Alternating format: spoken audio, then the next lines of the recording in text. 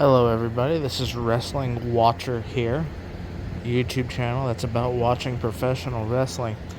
So, this past Money in the Bank, Saturday night, R-Truth made his return after being released from the company. The backlash from R-Truth's release was very heavy, and I think the company really felt it. Obviously, because they brought him back. Now, the rumor and reports are that he will be going by the name Ron Killings from now on. That is, in fact, his real name, Ron Killings, and he was using that name a while back, a long time ago, before he came to WWE, I believe in 2008. He was using that name in his TNA run. TNA/NWA run, because he was previously with WWE, I believe, up until 2001 with Road Dogg. I believe his name was Cakewick back then, and he was released, and he went to TNA as one of their upstarts in 2002, and he was there for a good 6 years or so.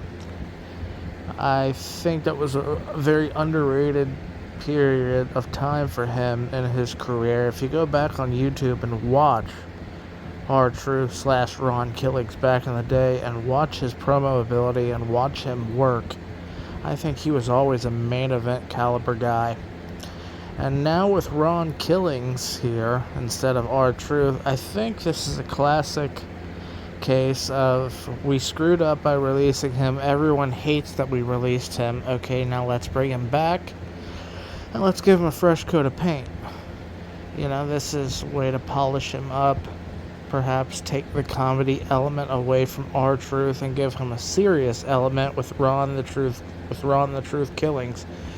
I think that used to be his name, Ron the Truth Killings. I think the Truth used to be in there before they changed it to R-Truth officially. I'd have to go back, but Ron Killings definitely has potential to be in the main event scene in WWE, and hopefully he's presented in that light and he's allowed to showcase that skill set of a main eventer who is chasing titles, who is there to be a serious character. His comedy got him over, but he was never really given the chance to shine as a top guy except for a few short stints, and they didn't make the most out of it, in my opinion. If you look back, 2011, I think it was against John Cena. I believe it was Capital Punishment. They had a solo singles match for a title, and then they did the tag team match at Survivor Series that year at Madison Square Garden. It was Cena and The Rock versus Miz and R-Truth. I believe it was Miz Truth was the name of the tag team. And then after that, if I remember right, R-Truth quickly slid down the card and, took up that comedy role. And that was very unfair because I thought he did a great job in that Cena program. I thought he did a great job of getting heat. I thought he played the angry, crazy conspiracy character very well. I thought the Miz Truth tag team was pretty good, I thought. Unfortunately, in that role at Survivor Series, it was just basically fodder for Cena and The Rock. And then if I remember correctly, when they lost, Miz quickly turned on R-Truth. And that was kind of the end of R-Truth in that top spot main event position. You'd like to see them really do more with him and see where it goes. Could all be a swerve. Could definitely be a swerve. I mean, look, Cody got the pin. So it's logical they're going to do Cena versus Cody at Saudi Arabia, or maybe they hold off till SummerSlam.